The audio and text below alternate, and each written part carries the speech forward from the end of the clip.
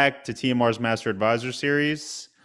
Today is May 27th, and this is episode 32. We have two great travel advisors today to talk about destination experiences, and I'm very excited about that, but I want to make just a few announcements first.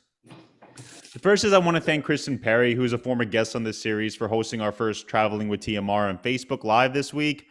If you haven't seen it, Kristen was in Belize and she was live streaming from the resort at the lodge at Chalk Creek for us. She was answering questions about the experience at the resort and the travel experience. At one point, we had 1,000 travel advisors on, and it was really a great experience, and it was really a great sort of taste of what you can expect in Belize. If you haven't checked it out, the videos are all still on Facebook and available for replay, and we're going to be hosting them on our YouTube channel later. But I want to thank Kristen for her participation, and we have someone who's our guest today who also participated, which I'll introduce later. But it was a great time, and if you haven't checked it out, please don't be shy. Kristen will actually be back with us here in 2 weeks for a talk about service fees. She's going to be speaking about her experience, about how she was sort of slow to adopt fees because of fears she might turn her clients off. But she's going to talk about that experience and going through that process, how she did it, what she learned, what she would have done differently. So I hope to see you all back here in 2 weeks for that. And we're going to get the link out to register soon. And we might be able to drop it in the chat at some point very soon too. So keep an eye out for that. And speaking of YouTube, all of our audio and video content is hosted there, including all of these Master Advisor episodes. They are all available on demand to watch on your own time. I'm going to drop the link in the chat now. But if you're a travel advisor and you want some business building tips, or you want to hear from some of your colleagues in the industry, you can subscribe. All interactions, likes, comments, they help us grow this community and spread knowledge with you all, which is our ultimate goal.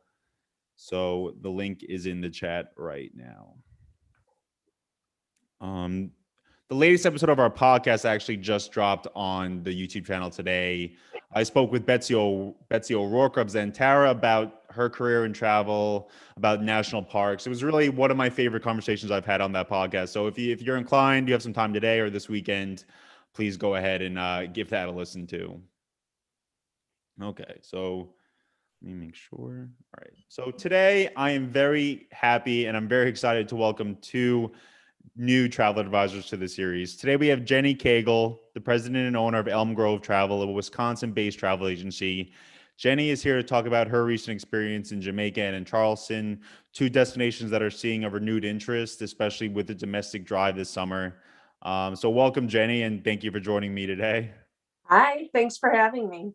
And I also want to welcome Stacy Small, the founder and CEO of Elite Travel International. Stacy is based on Maui. She's in Hawaii. She's lived there. She's been there since pre-COVID. Just here to talk about what's happening on the islands and talk about other trends she's seeing in her experience. So I want to say welcome, Stacy, and thank you, especially with the time difference, for joining us today too. Thank you. All right, so I do want to get into the destinations I mentioned, but the first thing I want to ask is, because we've had this slew of news this week with the cruise stories, I want to just get some your takes on what's happening in the cruise industry. I wanted to ask you about cruise bookings. We've seen a ton of incredibly positive pieces of cruise news this week.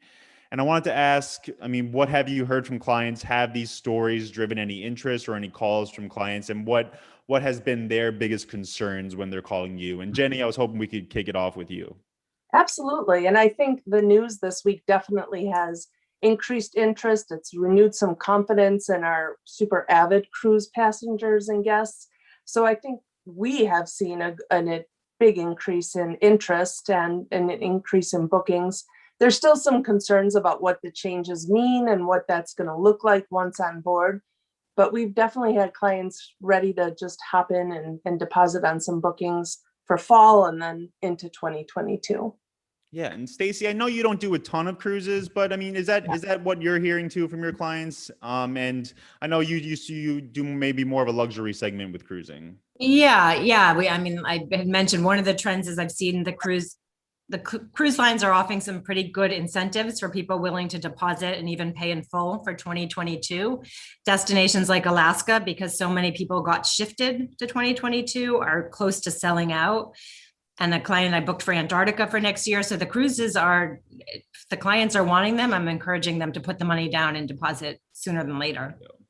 Yeah, and I know a lot. There is a lot of capacity restrictions. I spoke with, or I was on an Alma Waterways webinar this week, and I know the river cruise lines are going to be sailing at a reduced capacity too. So I know a lot of advisors have to pass that message along to their clients that if they want to sail, they're going to have to make decisions pretty quickly. But I do want to get into the meat of today's conversation and the title of today's conversation, which was boots on the ground. And we're going to talk to Jenny and Stacy today about what they've experienced where Stacy lives and where's Jenny's been fairly recently. And I want to kick it off with you, Jenny, because I know you had a recent trip to Jamaica. And I know a lot of advisors are wondering what the experience is like in Jamaica. And I was hoping you could talk us a little bit through this. I mean, when did you go to Jamaica, and where did you stay when you went there? Absolutely. So I actually have been in Jamaica twice since the pandemic started. Once was in July, and then once just recently in April. And I would say the two experiences were fairly different. In July, it was just reopening. And so there was some apprehension, definitely on my part, about traveling at that point. And you could tell that the resorts and airports and transfer companies were all kind of working through the protocols and comfort levels and things like that. On that trip, we stayed in Negril at Couples, and then we also stayed over in Ocho Rios at Couples Tower Isle. And then my April trip, we were at Sandals at South Coast, and then Sandals Negril. So similar areas, but added a bonus with the South Coast experience in the spring. And I would say in April, things were better. From a comfort standpoint, as a traveler, I felt more comfortable. I was vaccinated. I think many of the hotel and resort employees were vaccinated or in the process, and they had really worked out their protocols. So at the airport, things were more efficient. In getting your transfer, things were more efficient. And then the experience at the resort was a little bit more relaxed, but still different, still a COVID experience. Yeah, when you went in April, I want to ask, what were the requirements to get into Jamaica? Was there any testing or vaccination proof requirements? And then are you aware of what the requirements are now if a client's looking to travel with a short booking window? So in April, it was a test to arrive in Jamaica, and then obviously the test to come home. And the testing now in April, at least in Wisconsin where we are, it was super easy to find the test and be confident that we'd have the results in time. I think earlier that was the worry, if you'd have the result in time for your trip. As far as I know, Jamaica has not changed that requirement, so they are still requiring a test for arrival.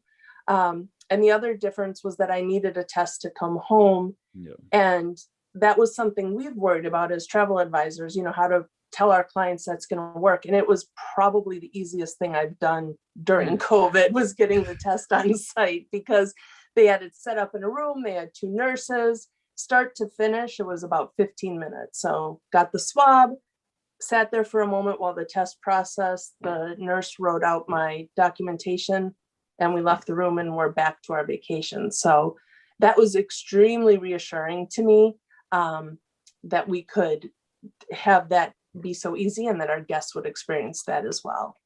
Yeah, we have a question in the chat. And again, anyone who's on the call wants to ask a question, please don't be shy. You can drop it in the chat. But we have a question about the travel corridor in Jamaica, which I know there's a lot of concerns about. But I just want to ask you one question first, Jenny, is that you mentioned the testing protocols. And when you're speaking to clients about Jamaica, is that the biggest hang up they have when traveling? Is it making sure they fulfill those testing requirements, or is it face masks, or is it something else entirely? I think testing has been a concern. It's getting better.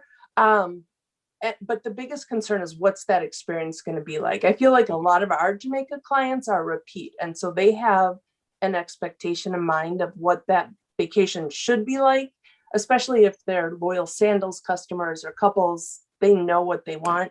And so while the experience is pretty much the same, there are things that are different. You're wearing the mask a little bit, at least we were in April, and not every single service is available. Like we found in April, bar service at one of the pools wasn't available. There wasn't a waiter to do the bar service, but at another one it was. Well, in normal times, it would be everywhere. So, but there's a lot of questions around what that experience is going to be like. And it's nice to have been there and be able to share that. Yeah, and so I want to ask Stacy about Hawaii too, but I do want to let Sarah in the chat ask her question first to you, Jenny. And she says Mhm. she's heard from members that are in Jamaica that they're not able to leave their resort. And is that something you're aware of as a travel advisor? Is it difficult to get off property when you're in Jamaica when you're booked at these resorts? So you can't just go and explore on your own. You do have to adhere to the tourist corridor that's been mapped out. And you do have to use vendors who are authorized by the Jamaican Tourist Board to provide a service. So could you just hop in a car and with a random driver? No, but you Okay. can leave if you follow the protocols and stay within the rules. Okay. And is that a big hang up for clients? I mean, is there a lot of interest from your clients about getting off property, or is the property sort of the goal when they're booking these Jamaica vacations? For a lot of our clients, especially right now, it's the resort is the goal, just to change their scenery and change their four walls and be somewhere else. I haven't really had a lot of people interested in or asking a lot of questions about excursions for travel right now. Okay, well, I hope that answers your question, Sarah. And again, we're going to be grabbing as many questions as we go along today, but I do want to let Stacy sort of have the floor for a little bit. Stacy, I mentioned in the beginning of the conversation that you live in Maui. And I'm wondering, because Hawaii's been a big topic of conversation, because Hawaii is always one of the biggest, most popular domestic destinations, and domestic travel is sort of the name of the game right now.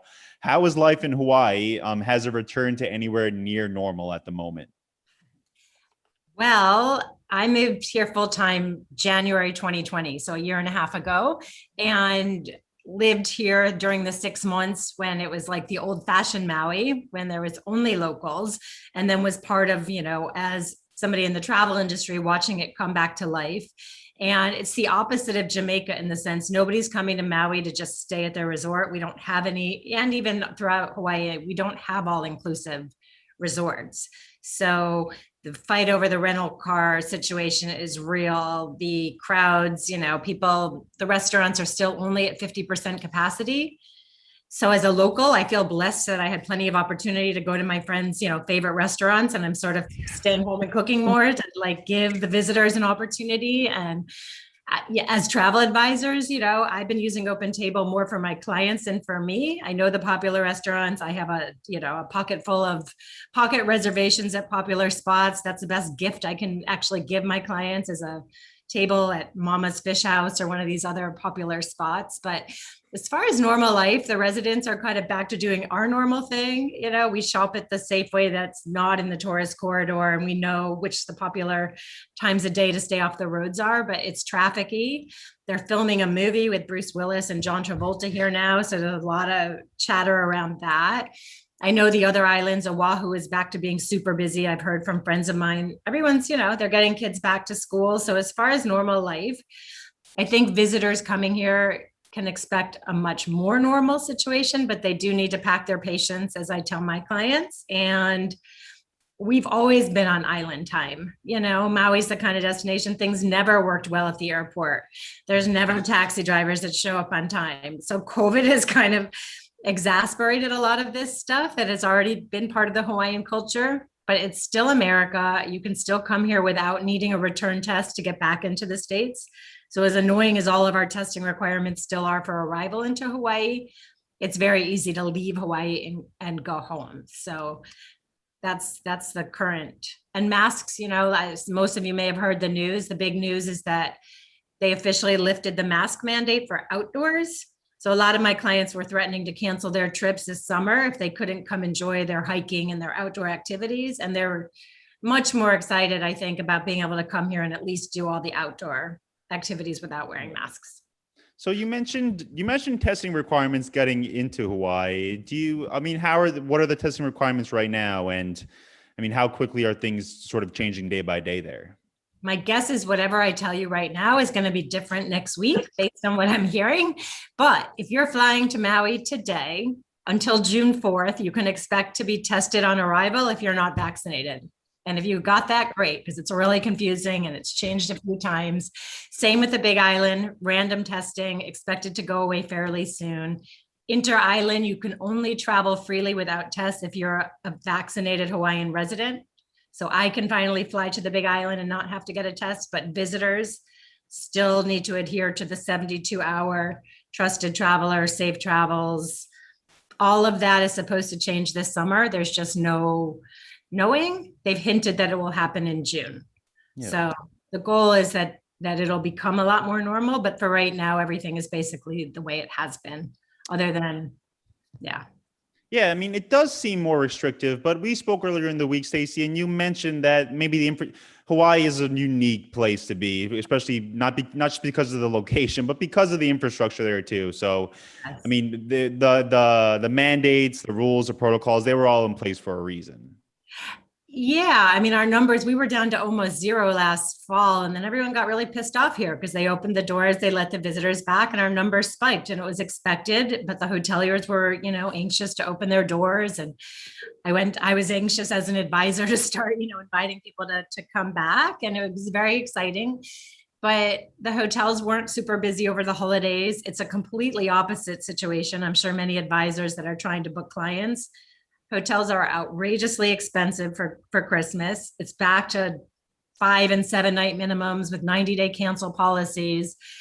So get on it. If you have clients thinking they want to come, Christmas is back to like 2019 style. It's not 2020 style anymore here.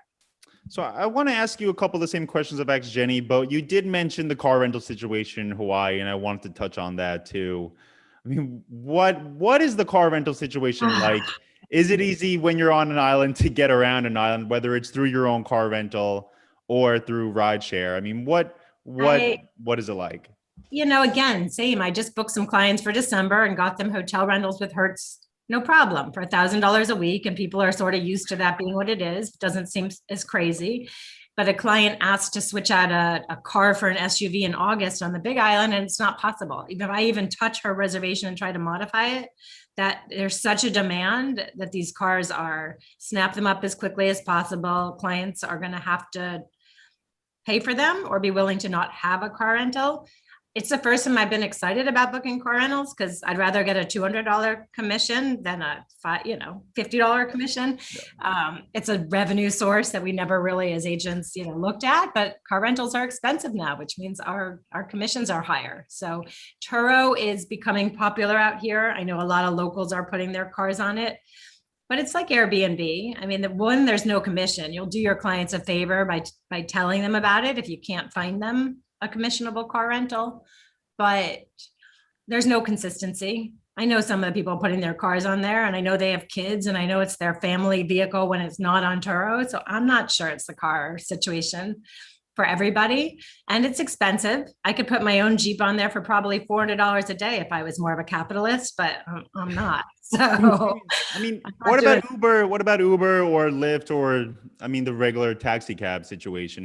What are those like there? I mean, I heard yesterday a client, a colleague, a travel advisor said, who's the other taxi companies? Because the one that a luxury hotel uses, they turned him down. I mean, there's not that many. We've always been sort of limited, and there's a few like private drivers, but again, something that really needs to get booked in advance. Uber and Lyft are not reliable. It can take an hour or two to get from one side of the island to the other without traffic. So one, people don't want to be driving their cars with strangers in them in the COVID era. The work culture out here, it's not like New York or LA where people are, hustling and happy to be Uber drivers. There's not a lot of that here. So it's not as reliable in the islands as you're going to find it in other destinations. Yeah, and I will say a story went viral yesterday here in New York about an Uber ride from Midtown to JFK, which is about 20 minutes without traffic, and I think it cost $250. I mean, the Uber situation here isn't great either, and the line was that Uber does a helicopter here too from Midtown, and a helicopter would have been less expensive than a car. So. I mean, in some cases, I have clients staying in Kapalua, which is an hour from the airport, and it's a $300, they have 2 kids and an SUV, but they're willing to pay it because they know somebody's going to be there to pick it up. So I would advise people to tell their clients, be willing to spend the money on the things that are super important, which is a transfer to your hotel and transfer back to catch your plane. You can't skimp on these things these days. So I heard from an advisor earlier in the summer who had visited Hawaii that it was difficult to do things off property, like we spoke with Jenny. Like it was difficult to go to a restaurant. It was difficult to get takeout if you wanted to get takeout. But you mentioned that the situation is better now, and that life and services are fairly back to normal in Hawaii. I mean, yes. And there's been actually some new restaurants. A lot of chefs moved around. So there's like a lot of fresh energy and a lot of new people cooking new things. And it feels like kind of a revised version of what Maui was. It was so busy here pre-COVID. Everyone was on autopilot, the hotels, the restaurants. So yeah, I would advise clients, check out some of the local spots. If anyone needs some, message me. I have a whole bunch of like good local little places. And that's what people want when they come here. I mean, they want to go to Mama's Fish House, but they also might want to go to Waikapu on 30, which is the local little Hawaiian lunch joint down the street from where I live in the local area away from the tourists. Okay. Okay. And I guess my question would be the same with Jenny, would be, when you're talking to clients now, what are the biggest concern from them when they ask you about booking travel to Hawaii? No matter their timeline, are there big concerns about testing, about masks, about things like that? I think that there's been confusion around testing, and I'm happy to hear Stacy say, if you understand that, good. Yes. It's confusing. And so to have someone who lives there unsure about it actually is very reassuring to me. So thanks for that, Stacy. Of course. And I think that so testing is the biggest thing. They want to make sure they don't get to the airport and have a problem. And in our local media, there was a news story about a family with a baby that traveled, and they got to the airport in Maui or Honolulu, and they had the wrong test and they got sent back home. And it was, a big sad story. And thankfully they hadn't used a travel agency, or not thankfully, but thankfully. And so that is a big concern. And a lot of people heard that story and have that stuck in their mind. And then I think the second part, the big shocker, is the car cost. Yeah. And so we've actually we'd always lead with the airfare because that was always the most expensive part of a Hawaii or where you start. And now we really lead with the car. Like, let's talk about how much that car is going to be, so that people are building that into the budget early. So, but people are ready, they're interested, and some are booking if they don't care about the masking, and they're ready to go. I would add about the car thing too. It's also, I steer clients to different areas on the different islands. And maybe when they're coming to Maui, I recommend they split their time and do 3 nights, 3 or 4 days on the west side, which is a good hour from the Wailea and the other zones. And that way they're not as stressed about getting around, and they're closer, and they've got things on either side of the island that are going to be a lot closer and easier to access. And I know the same thing on Oahu. Some of them are going to stay a couple nights in Waikiki and walk around, and then maybe go out to the North Shore for a couple of nights. So that's a new strategy that I've always used it personally and tried to encourage clients to do that. And now it seems like an even smarter idea. Yeah. And Stacy, you mentioned 2 things, and you mentioned one on the call today, but 2 things during the week that really caught my ear because they were just seemed like great rules. And one, you said the rule of thumb was that you cannot overtest when you're going to somewhere. And the second rule, which you mentioned, was that you have to pack your patience. Yes. Can you talk about those a little bit? I think those would be great advice for travel advisors to hear. Yeah. I mean, I'm taking my first trip off island in nearly 17 months, and I'm going to Denver and Vegas, which are 2 random going to see a concert in Denver because it got canceled last year and it's my favorite musician. And then I had to pick a place that I could easily test. Like, I was stressing about testing in Denver and would I have enough time to make it work? So I have some big clients in Las Vegas, and I'm excited to go to a couple of restaurants and see them. But I had to change my own flights and figure out the timing. And I did it in a way I booked a backup test at the Denver airport. Just if I happen to get there early enough, I think that having a backup, I'm hearing that some clients, CVS is, they'll never guarantee if it's going to be a 3-hour or a 24-hour turnaround. Hawaiian Airlines, I'm flying them back from Vegas to Honolulu. They guarantee a 24-hour turnaround. So here I am, a travel advisor, trying to figure out my own. I spent hours online, and I changed my flight from Denver to Vegas to get there earlier. I have a driver picking me up at the airport, driving me 20 minutes to the Main Street Casino in downtown Vegas to do my Hawaiian air test that they guarantee I'll be back in 24 hours so I can catch my flight home on Wednesday. So it's not easy. And I think if there's an opportunity to have a second test and there's a cost to it, but it just depends how badly people you can't come to Hawaii if you don't follow the rules. And that's the pack your patience part of it. Somebody here told me yesterday that she was 14 days or she's past the 15 days and someone questioned her and was going to make her do a pre-arrival, post-arrival test, and just roll with it. People working at the airport have been working all pandemic. Yeah, we have small airports to begin with. You get off the plane, it's hot, it's an island, there are going to be lines sometimes. I don't know. I just say, put on your extra meditation music that morning, go to the airport prepared to just kind of have to bring whatever patients you're able to muster.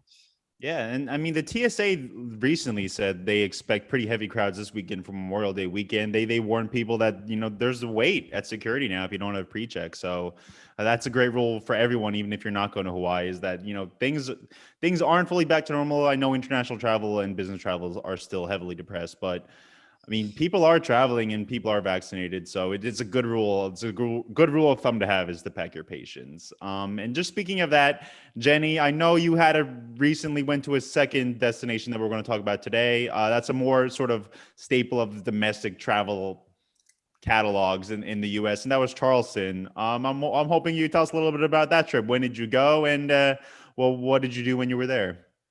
So I was in Charleston last week. We did 3 nights in Charleston and then moved down actually to Bluffton, South Carolina, just outside of Hilton Head for 2 nights. And I was traveling with a friend and we had picked it just as a destination that neither of us had been to and one that was on our list. And I felt like Charleston was open, busy, ready for our activity. We did a couple walking tours. That we saw tons of walking tours happening around the city. Restaurants were open at full capacity. Yeah. I would say majority of wait staff were masking at that point, but guests were not out on the street. Nobody was masking. So it was interesting. Let me ask you, first of all, you mentioned that Charleston was on your list. So I'm curious why Charleston as a destination was on your list. What were you looking forward to do there? What kind of things were sort of highlights of the itinerary? I think Charleston and Savannah always get bundled together, I think, as destinations. I think they're great girls' weekend kind of cities. Really good restaurants. We were interested in trying some of the different restaurants. And then just that historical piece and just being a pretty walkable city on the water really were all kind of the inspirational points behind that trip and wanting to go there. And it definitely delivered. I get it now. I know why Charleston is on everybody's list, and it should be, because it is a great, quaint, safe, easy to get around city. So it was a treat. I really thought it was worthy of the visit, and definitely we'll add it to our clients' bucket list because it was a good trip. And so you are based near Milwaukee, is that correct? We are, yep. And then, so how are the crowds at the airport on your outbound trip to Charleston? So Milwaukee was much busier than I've seen it. I've been in and out of there quite a few times. And the first time in July, it was a ghost town, and it definitely was busier. Still no lines at TSA in Milwaukee, which is always interesting to see. Yeah. And then we got to Atlanta, and that was a different story. That was busy like I would have expected, pre-pandemic busy. So I think the thing that's interesting though in the airports, even in Atlanta, which is busy, not all of the amenities are open yet, not all the stores. So in a concourse, there might be one store open and very likely no restaurant. So the airports, I think, are just in this slow gearing up, and I get it. They've got to restaff and restock and everything else. So tourism is a big machine to get restarted, and it's slowly moving. And I'm definitely stealing Stacy's line about packing patience, because that's going to be the motto, because nothing is quite up and running like we're accustomed to. So lines will be a thing. Yeah, I know. And I know, Stacy, I know you're on social media a lot, but I've seen so many photos on social media about in these cities near these major airports where flights have been delayed. Maybe there's a storm coming in, and the lines at the concessions at the airport, because like you mentioned, Jenny, only a couple are open, are just outrageous. Like you're spending a flight delay waiting to eat a hamburger. So again, pack your patience. I think we're gonna remember that one going forward too. Right. All right. And I Go think ahead. encouraging, I mean, like I just shared with you guys my little list of favorites. Any little things you can give your clients that are like off the beaten track. And I'm celiac and gluten free. So I started doing my own research for where I'm going to eat in Denver next weekend. And now I've got that in my files because clients ask all the time, I'm gluten free, I'm vegan, I'm this. So I've started more conscientiously kind of saving these little, helpful bits of info. So the minute someone asks, I look like a hero and I'm like, oh, here's my top 10 little local spots in Maui, or I don't know everything, but I'm a really good Googler and I'm really good on Open Table and Find Me Gluten Free. And yeah, I think as agents, we have to spend a little more time doing the extra research to make sure our clients are going to enjoy wherever we're sending them. Yeah, and again, if anyone hasn't seen, Stacy has a list of restaurants in the chat if you want to take a look at it. But I want to ask you, Jenny, one more question about Charleston. Is that Stacy and I spoke about the rental car situation in Hawaii, and I'm curious. I mean, what was the rental car, the cab, the ride share situation when you were in Charleston? So we rented a car, and it actually, my plan was to pick the car up in Charleston for the last 2 days, and to find a car available in downtown Charleston was impossible. So we wound up picking it up at the airport, parking it for our 3 days in Charleston. And I think it was still cheaper than had we tried to track one down in town. And it was interesting when we were picking up the car, there was a gentleman ahead of me. He had had a flight delay by like an hour or two, and his car company had given his car away. And so now he was frantic to find someone who had a car. And he literally didn't care how much it cost. She rattled off some numbers and he was throwing his credit card at her because he needed the car. So I definitely think to that point in advising clients, we need to tell them if you run across a delay, you need to let the car company know so that your car is not given away. I mean, what is the solution to that? I mean, because this comes up every sort of few months or few years, that there seems to be a car rental shortage somewhere, someplace. And does it just get to planning this far in advance and communicating with your travel advisor and your suppliers about you need the car, you need to get to the airport, you need to get to your hotel? Is that what it comes down to, Stacy? If you want to grab that one. Yes. And I went yesterday to modify a client's car rental because she told me they changed their flights, and it's kind of impossible to do it online. So again, I need to pack my patience and pick up the phone and call, the local Hertz office on the Big Island and wait till someone answers and then ask in writing that they send me that they've modified that, because I don't want my client, especially this client, there for a week, not having a car. And I was just thinking, I mean, we're only talking about leisure travel. Nobody's business traveling it yet. Yeah. Can you imagine when that starts up again? I mean, that's going to be a shit show, excuse my language, but nobody is like, I'm going to Denver and I'm happy to pay $100 a day for a weekend rental just to have a car for a few days. But imagine when the business travelers are back in the mix and everybody is, if we think it's bad now, I don't think we've seen the worst of it yet this year. Well, and our business travelers are going to be ill prepared for the rates. They're so accustomed to their corporate rates and their discounted rates, and it'll be different. I heard one of my agents quoting a car yesterday to a corporate traveler, and you could tell what that conversation was on the other side. There was a lot of shock and awe going on when they heard that. Yes, because business travelers are coming back more on a budget, whereas leisure travelers have more money to spend, is what I've seen, is that business travelers don't want to pay $200 to drive a Jeep, and they don't really want to drive an economy, which leaves them with a teeny, the mid-size for $150 a day. It's a little insane. Yeah. Yeah. I think the ship will right itself. The fleets need to be rebuilt, and I think that will happen, but it's going to take a little while. Yes, I think nobody's doing that quickly. I have a couple friends that are entrepreneurial here that are talking about just starting kind of a non-Turo, really nice cars, BMWs, Teslas. Somebody needs to disrupt this model. And I don't know if it's just going to happen in Hawaii. I think that's the trend though, because my clients that are coming here, they don't really want to drive a Mustang convertible for 2 weeks for $2,000. But, if I had a nice BMW convertible to offer them, they don't care what the price is. They want a car equal to what they drive at home, not something that's going to be a downgrade for more. Yeah, and I think that'll come pretty quickly. I mean, Uber, I remember taking an Uber and thinking that it was absolutely insane a few years ago, and then just having it as a part of my daily life now. It just, these kind of changes just seem to creep up on the whole public, I think. So I do think, Stacy, that things are going to come pretty quickly. So I want to mention, if anyone has questions about Hawaii, Jamaica, or Charleston, please drop them in the chat and I'll ask our guests here today. But I do want to sort of move on and get a general sense of business now moving forward. I know I know that things have progressed since the beginning of the pandemic. We're about 15 months out about now. We're getting a lot of great headlines. We talked about the cruise headlines.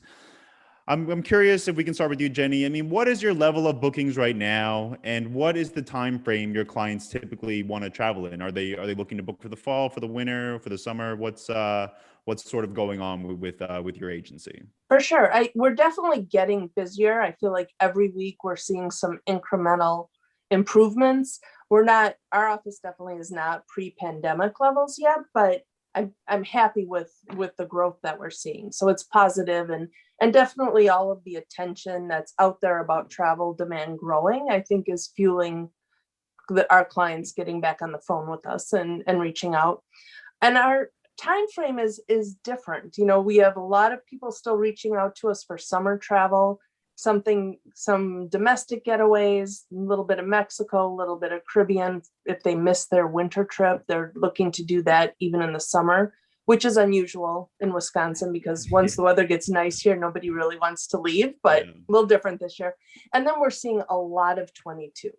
I mean, really, that's the strongest growth that we're seeing is for 22. And that's cruising in Europe and Hawaii and some things that are a little bit more exotic, and people feel more comfortable that maybe it's going to be a little more normal if they push it out to 22. Yeah, and Stacy, is that what you're seeing too? Are you seeing sort of a variety of bookings come in or of interest coming in? Yes, I had my first, I was gonna say my first one, but my first 2 Italy requests in 2 days, because literally as soon as someone said news, and I'm so happy to email I did a little WhatsApp with my Italian hoteliers, and they literally like were high-fiving in the office. They're so excited to be getting American requests again. And I used to do Italy all day, every day from January, it would start until all through the summer. And now it's dribbling back in, but I'm doing a big honeymoon for a client who's was waiting for things to open. And now it's coming down to, should we do Greece or Italy? They actually got quietly married last year. There's a lot of delayed honeymoons. Yeah. So people didn't actually get to either get married or get honeymoons last year. That's becoming a big thing. Extended family trips. Those are being planned a little more in advance. Some of these kind of summer Europe is like, okay, well now we're good. We're vaccinated. Let's go. 2022 is going to be back to the big bucket list trips. I think 2021 is still going to be the year of Hawaii and Mexico and Caribbean and the easier trips that people have put on the books. And Africa will come back next year. I've had a couple of Maldives requests. So for the bigger trips, it's going to be back to 2022. Bali is supposed to supposedly open this summer. I know a lot of people have been waiting for some of this news.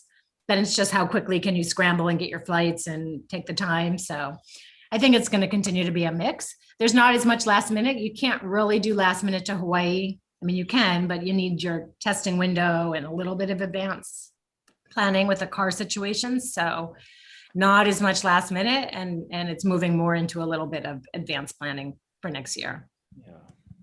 Yeah. And I'm curious because, I mean, a lot of the talk during the pandemic has also been about the financial health of consumers in the US and in North America. And I know the headlines have sort of been that people are saving money at a rate they haven't saved money before because they were robbed of these bucket list trips and these vacations and other luxuries that weren't available during the COVID pandemic. And is that what you're feeling from your clients? Do they have the ability to spend on a vacation now that they've been pent up for a year? Jenny, I'm curious, is that what you're seeing? It definitely is. Yeah. We definitely are hearing from people who, everybody always cares about pricing, but this year it's more about, is the value going to be there for what they're paying, and they're willing to pay a little bit more because they've got the money in the budget from last year. So we're definitely seeing a change in that way. Yeah, and Stacy, is that what you're seeing too? Is pricing a big part of the conversation, or is the part of the conversation that I want to go here and pricing is a less of a concern? Yes. I mean, last year I had a client that wanted to do Maldives Christmas, and we started to research it and put it on the books. And he had a sizable budget last year. It never got to do it. He called me in January and says, we're doing it and I don't care what it costs. And he deposited, a week later, and it's a 6-figure trip. So I've had people put these big, they're so determined they're going to do them. Another client said, we want an epic trip to Hawaii over the holidays. And I said, well, it's going to cost a lot. And she said, we didn't take a trip last year. My husband sold his company. We're good. You just book it, So I think it's a little bit of sticker shock when they actually see the prices, but they're already giving me permission to go ahead and plan these trips. Yeah. Another client, I said, I'm going to waive my planning fee. I kind of forgot to mention in the beginning, I felt a little bad. She said, oh, no, you're not. She said, I appreciate that, but we're making you do a lot of work and this honeymoon's last minute. So people are like, take my money. I mean, it's a good thing. If they have the money and they're excited to travel, they're ready to spend money. Yeah, and we have a comment in the chat from Paula. She said she agrees with Stacy. She said this year is Mexican and Caribbean, and next year is Europe and bigger trips. So it does seem like we're a far cry from the summer 2020.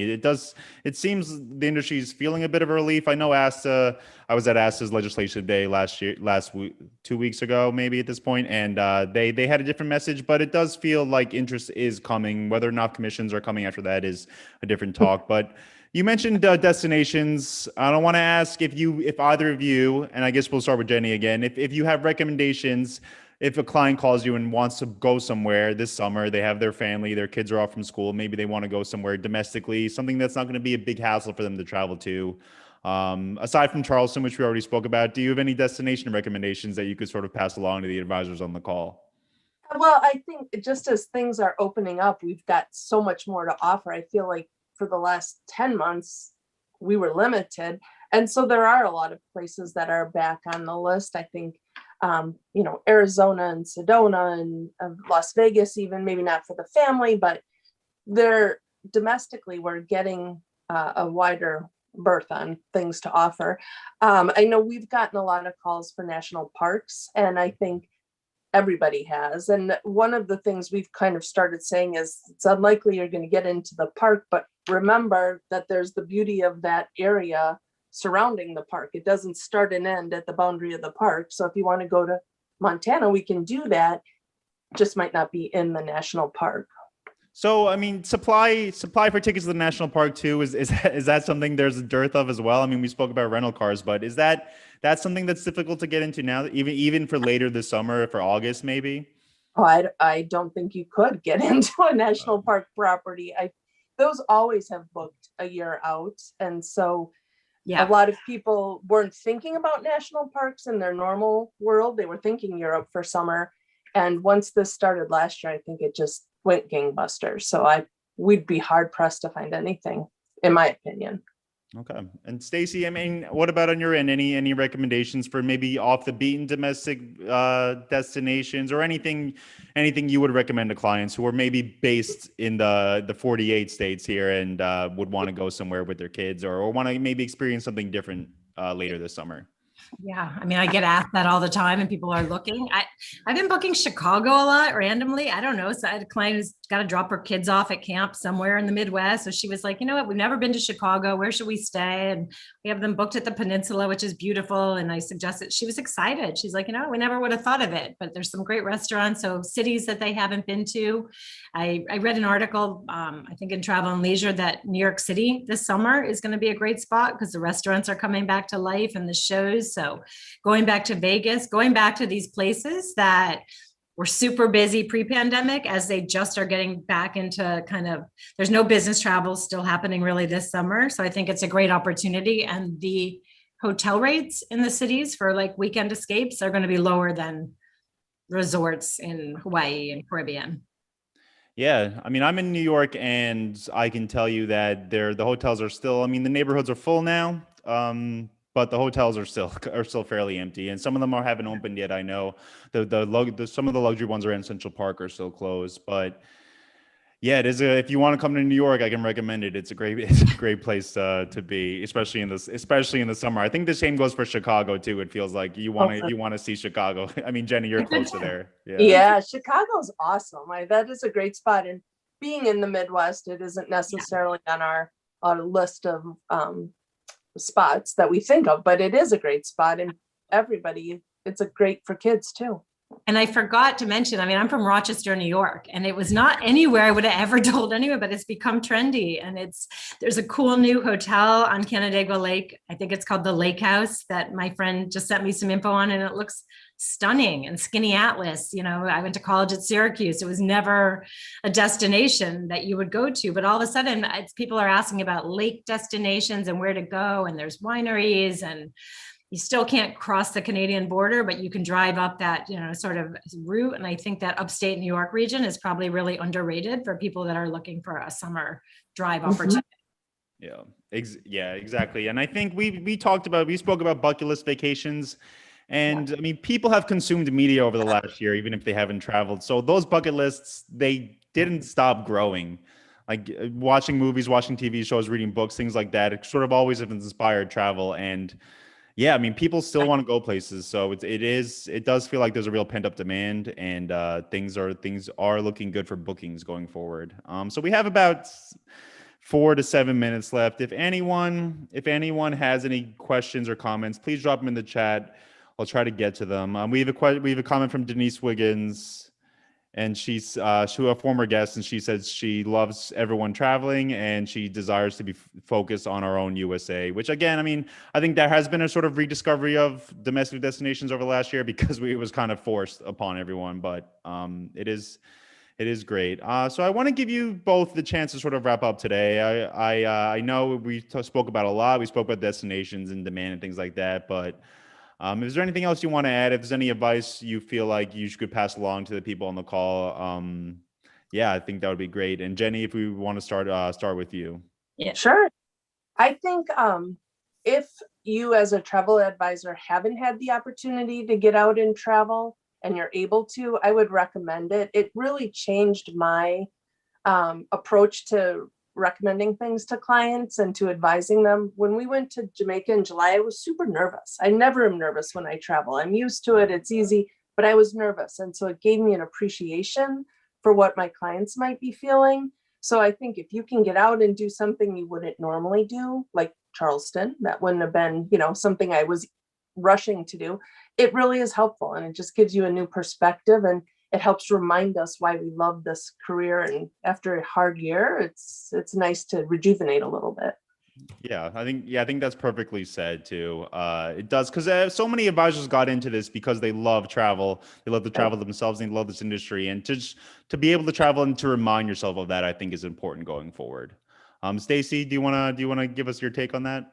Yeah, I mean, I think I overdosed on travel the past 30 years, to be honest. I was a travel journalist for 15 years, and I've been traveling nonstop. So to take a year off and keep myself grounded and just have an opportunity, I'm more excited now to get out and start traveling, and talk to people yesterday in Egypt and Maldives and Bali. And I mean, I want to go everywhere again. And I see how every time I post something on Instagram, I get 5 people messaging me, asking me to set up a call and talk about travel. So the power of social media, I've been using it since 2007. It's always been my favorite free marketing tool. I think it's important for agents to, I haven't had any photos to share of live trips this past year, but I have a library of 25 years of stuff in the last 10 with a lot of great content. So maximize your use of social media to your audience, network with suppliers when you can.